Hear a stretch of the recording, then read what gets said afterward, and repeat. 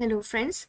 आज की क्लास में हमारा टॉपिक है गांधी एंड 11 ओज। 11 ओज का मतलब है गांधी जी और उनकी 11 प्रतिज्ञाएं। ये हमारा एक बहुत ही छोटा सा टॉपिक रहेगा क्योंकि इसमें मेन मेरा मकसद है, गांधी जी के बारे में तो हम सब जानते ही हैं, लेकिन इसमें जो 11 प्रतिज्ञाएं हैं उनकी उन प्रतिज्ञाओं के बारे में एक छोटा सा नॉलेज लेना। तो मेरी आपसे ये रिक्वेस्ट रहेगी, आपके लिए भी नॉलेजेबल होगा, थोड़ा होमवर्क के जैसे गांधी जी के बारे में थोड़ा इंट्रोडक्शन आप लिख लीजिएगा। उनका जन्म कहाँ हुआ, कब हुआ, उनके माता पिता का नाम और उनकी स्कूली शिक्षा कहाँ से प्राप्त हुई है। जो आगे उन्होंने फिर अपनी पढ़ाई आगे की कहाँ की, वो कब विदेश गए, वहां से साउथ अफ्रीका कब गए, भारत कब आए, ये सब जो है एक छोटा सा इंट्रोडक्शन जैसा ये आपको खुद ही बनाना है। हिस्ट्री के हिसाब से भी आपके काम आएगा। तो यहाँ पे हम आज का टॉपिक स्टार्ट करते हैं जो कि है गांधी जी की 11 प्रतिज्ञाएं।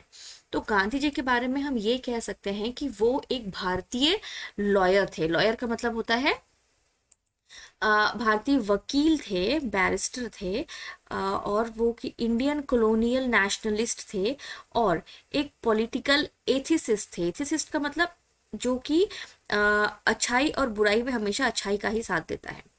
हु एम्प्लॉयड, नैतिकतावादी, ठीक है। एथिसिस्ट का मतलब होता है नैतिकतावादी। और इन्होंने जो है ये इतने फेमस इसीलिए हुए क्योंकि इन्होंने नॉन वायलेंट रेसिस्टेंस यानी कि अहिंसा का अहिंसा का उपयोग करते हुए जो है भारत को ब्रिटिश रूल या ब्रिटिश राज से भारत को आज़ादी दिलाई थी, ठीक है। और सिविल राइट्स के लिए ये काम करते थे पूरी दुनिया भर में, जैसे साउथ अफ्रीका वगैरह में भी आपने पढ़ा होगा तो। और फ्रीडम अक्रॉस द वर्ल्ड, अपने सिविल राइट्स और फ्रीडम के लिए पूरे दुनिया भर में ये बहुत ही जाने माने एक विख्यात व्यक्ति थे। अब हमारा जो टॉपिक है उसका मेन वर्ड्स क्या है कि गांधी जी के की 11 प्रतिज्ञाएं। गांधी जी की 11 प्रतिज्ञाएं क्या क्या थी। तो इसमें से कुछ भी बहुत ज्यादा पढ़ने या रटने वाला नहीं है, लेकिन ये टॉपिक एग्जाम में आ चुका है और मुझे जहां तक उम्मीद है ये वाला टॉपिक बहुत रिपीटेडली हर 2-3 साल में एक आध बार आता ही रहेगा। ट्रुथ यानी कि सत्य, नॉन वायलेंस अहिंसा, चेस्टिटी शुद्धता, कंट्रोल ऑफ पैलेट मतलब कि तालू पे नियंत्रण, मतलब ऐसा नहीं कि आपको खाने के लिए कुछ भी दिया और आप गप गप खाते चले गए। नॉन स्टीलिंग मतलब आपको चोरी नहीं करनी है। नॉन पोजेशन मतलब आपको किसी और की वस्तु अपने कब्जे में नहीं रखना है।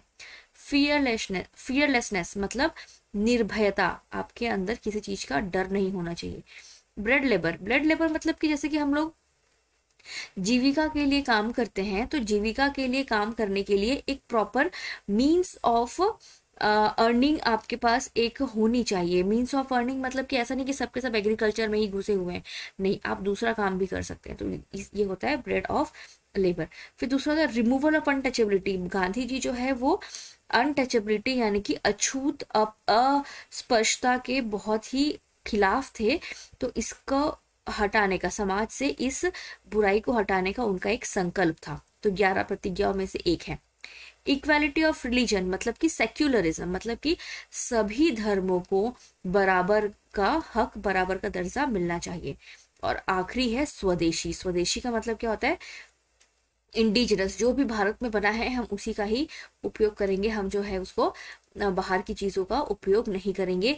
ये जो है गांधी जी के 11 प्रतिज्ञाएं थी, ठीक है।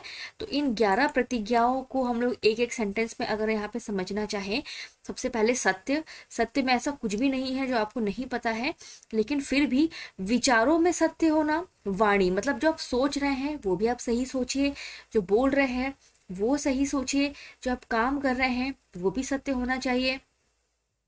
और वैराग्य, जीवन में अन्य सभी रुचियों के प्रति उदासीनता और एक भक्ति अभ्यास, इसका अभ्यास जो है आपके जीवन में किया जाना चाहिए। दूसरा क्या है, नॉन वायलेंस। नॉन वायलेंस मतलब अहिंसा। अहिंसा का मतलब होता है कि आप हिंसा से दूर रहेंगे, किसी को भी चोट पहुंचाने से बचेंगे, और किसी को भी चोट पहुंचाने से बचेंगे। सिर्फ इसका यही मतलब नहीं होता है कि आप किसी के साथ मारपीट नहीं करेंगे, इसका ये भी मतलब होता है कि आप कोई अपने अंदर बुरे विचार भी नहीं लाएंगे और किसी भी प्रकार, जैसे कि झूठ, घृणा और इन सब चीज़ों से जो है आप दूर रहेंगे। किसी को भी बीमार करने से बचना चाहिए, मतलब किसी भी प्रकार की हानि किसी को भी नहीं होनी चाहिए। कड़ू शब्द भी आपको नहीं बोलने हैं, ये भी अहिंसा में आता है। सकारात्मक रूप से यह सभी के लिए प्यार होना चाहिए। अहिंसा का मतलब है सभी के लिए प्यार। अगर आप सभी से प्यार करेंगे तो वैसे ही किसी को कोई नुकसान नहीं पहुंचाएंगे। अहिंसा सत्य के अर्थ से ही बढ़ती है, मतलब जब आप सत्य को अपने जीवन में ग्रहण करेंगे तो ऑटोमेटिकली आप देखेंगे कि आपके जीवन में आप अहिंसा का पालन करते हैं। चैस्टिटी, चैस्टिटी का मतलब होता है ब्रह्मचर्य। ब्रह्मचर्य का मतलब होता है कि आप शुद्धता पवित्रता बनाए रखेंगे, ठीक है। मन वचन कर्म से ब्रह्मचर्य का पालन करेंगे। यदि संपूर्ण आचार संहिता को ब्रह्म की खोज के लिए अनुकूलित किया जाना चाहिए तो इस व्रत का पूरा करने के लिए केवल यौन पहलू ही नहीं बल्कि इंद्रियों पर नियंत्रण, मतलब यहाँ पे चैस्टिटी और ब्रह्मचर्य का मतलब है कि आपको अपनी इंद्रियों पर काबू करना है। मतलब ये खाने का मन कर रहा है तो वो खाना है, ऐसा नहीं, इस टाइप का आप थोड़ा सा अपने आप में कंट्रोल करेंगे, ठीक है। कंट्रोल ऑफ पैलेट फिर से आया, वही खाने का मतलब कि स्वाद पे नियंत्रण। भोजन ना, तो देखिए क्या होता है कि जैसे आप भी अभी पूरे दुनिया भर में अगर देखेंगे तो ज्यादा खाने से इंसान बीमार पड़ता है, कम खाने से कोई बीमार नहीं पड़ता है। अगर आप सिर्फ जीने के लिए ही खाएंगे, थोड़ा सा ही खाएंगे, जितना आप पूरे दिन भर में मेहनत करते हैं या जो आप अपनी कैलोरीज बर्न करते हैं सिर्फ उतना सा ही थोड़ा सा खाएंगे कि 2 रोटी की बराबरी मेरी कैलोरी बर्न होती है तो मुझे दिन भर में सिर्फ 2 रोटी खानी है, तो वो होता है कंट्रोल ऑफ पैलेट। तो यहाँ पे गांधी जी डाइटिंग के बारे में नहीं समझा रहे हैं, या गांधी जी ये कह रहे हैं कि जब आपके पास कंट्रोल ऑफ पैलेट होता है और आप जो है सिर्फ आवश्यकता के हिसाब से, सिर्फ जीने के हिसाब से खाते हैं तो अन्न जो होता है वो वेस्ट नहीं होता। और दुनिया में जो मतलब कि असली में भूखे लोग हैं जिनको जरूरत है उन तक भी वो खाना जो है वो पहुंच सकता है, ठीक है। नॉन स्टीलिंग, नॉन स्टीलिंग का मतलब है चोरी ना करना। आप कभी भी किसी भी चीज की चोरी नहीं करेंगे, ठीक है। चोरी करने का मतलब सिर्फ ये नहीं कि उठा के चोरी करके ले आए, किसी भी व्यक्ति की जो जो उसका सामान है, कोई भी चीज है, वो उसके अनुमति के बिना नहीं लेंगे। और अगर आपको उस चीज की जरूरत नहीं है तो भी आप नहीं लेंगे। आपको किसी चीज की जरूरत नहीं है बट फिर भी आपको पसंद आ गया तो आप भले उससे पूछे और सामने वाले ने हाँ बोल दिया कि ठीक है रख ले, मेरे भी किसी काम का वैसे तो नहीं है, तो भी आपको वो चीज नहीं रखनी है क्योंकि वो आपके भी काम की नहीं है। इस सेंटेंस का मतलब ये है आप सिर्फ उतनी ही चीज रखिए जो आपकी काम की है। तो उससे भी क्या होता है कि आपको अपने कैरेक्टर पे एक कंट्रोल मिलता है और आप कोई उससे जैसे कि माया या फिर मोह से दूर रहते हैं। ऐसा नहीं पसंद आया उठा के ले आए, जरूरत है कि नहीं उस चीज को ध्यान नहीं दिया, उस चीज से आप दूर रहते हैं। तो कोई अननेसेसरी चीज आपके घर में भरती नहीं चली जाएगी जो आजकल मोस्टली हम सबके पास होता है, जरूरत नहीं है या साल भर में एक बार जरूरत पड़ रही फिर भी हम उसको रखे हुए हैं, तो वो सब चीजें नहीं होनी चाहिए। आपको जरूरत नहीं है तो आपको किसी से पूछ कर भी, सामने वाले ने हामी भर दिए कि ले जाओ फिर भी आपको नहीं लानी है, ठीक है।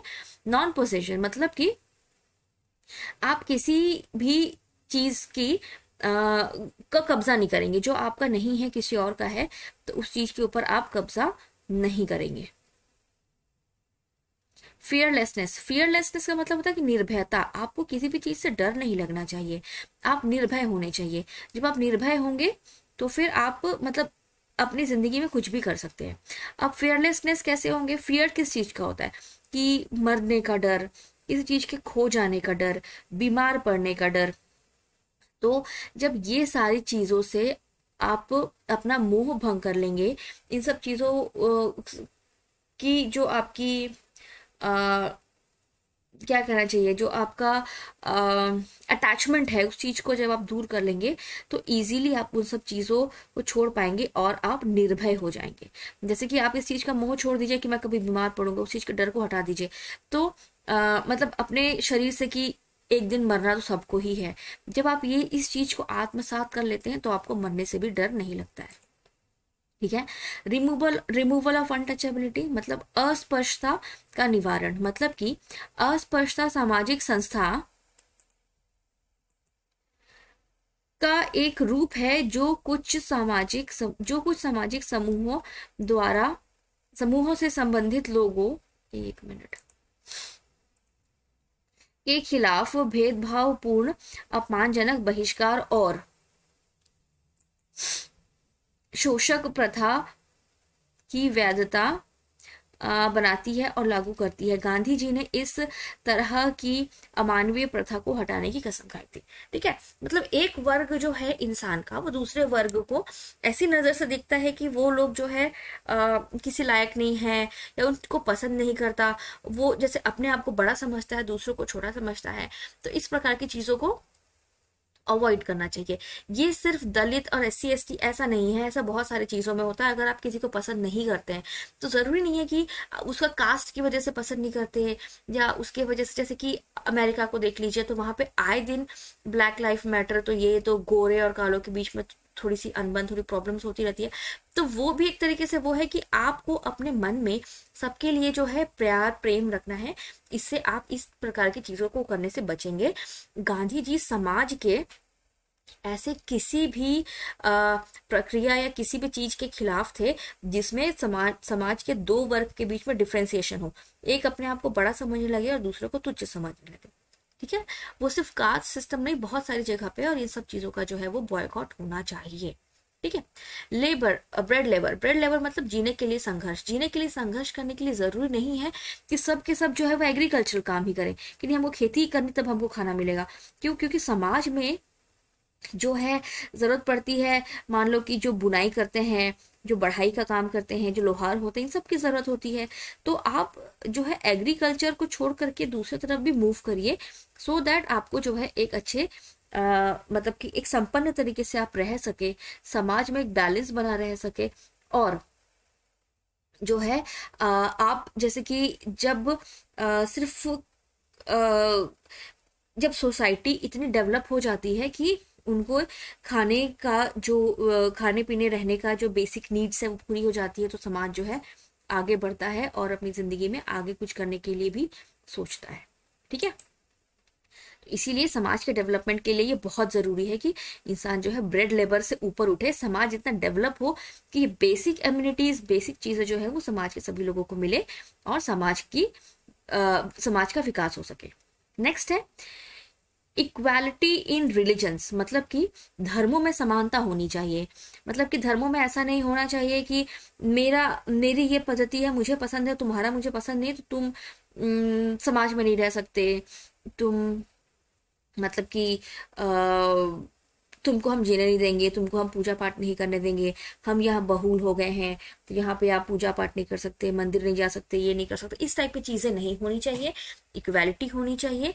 जो जहाँ का मेजॉरिटी एरिया है वो लोग जो है, जो माइनॉरिटी है उसकी भी रेस्पेक्ट करें। बेसिकली इसका मतलब ये है, लेकिन ये हर तरफ से भी है कि मैं एक धर्म की हूँ, आप किसी और धर्म के हैं, तो हम दोनों के बिहेवियर में, काम में या किसी भी चीज में धर्म आगे आड़े नहीं आना चाहिए। धर्मों को इक्वालिटी का एक समानता मिलनी चाहिए। ठीक है। फिर स्वदेशी, स्वदेशी का मतलब ये है कि गांधी जी को ये पता था कि अगर आपको अपने समाज को, अपने देश को अगर आगे बढ़ाना है तो सबसे पहले अपने ही लोगों को आपको सपोर्ट करना पड़ेगा। मतलब आप जो कपड़े पहन रहे हैं, विदेशी मंगाए हुए कपड़े पहनेंगे तो आपके आजू बाजू का जो बुनकर है, जो किसान है, जो कॉटन उगाता होगा, कपास उगाता होगा, या जो कपड़ों में कारीगरी करते हैं, ये सब भूखे मर जाएंगे। तो जब आप स्वदेशी अपनाएंगे तो आप अपने ही भाइयों को सपोर्ट करेंगे और इससे आपका समाज और आपका देश जो है वो आगे बढ़ेगा। तो इसी के साथ हमारा ये टॉपिक आज खत्म होता है। इस टॉपिक में ऐसा बहुत बड़ा ऐसा कुछ नहीं है कि आपको कॉन्सेप्ट क्लियर हो, समझना हो।